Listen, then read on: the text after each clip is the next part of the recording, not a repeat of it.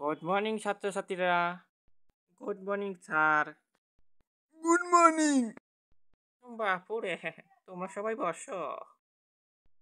ঠিক ঠিক আছে আছে স্যার। স্যার।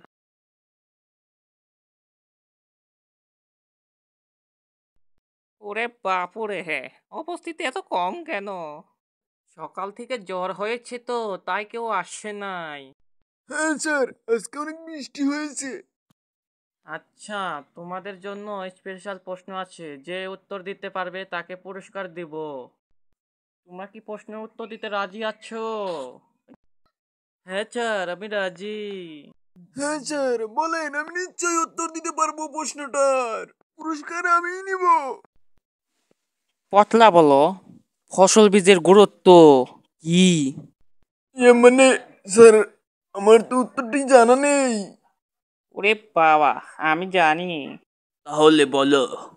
স্যার, চাষ করা। তুমিও তো পারো না। তাহলে উপহার। কেউ পাবে না।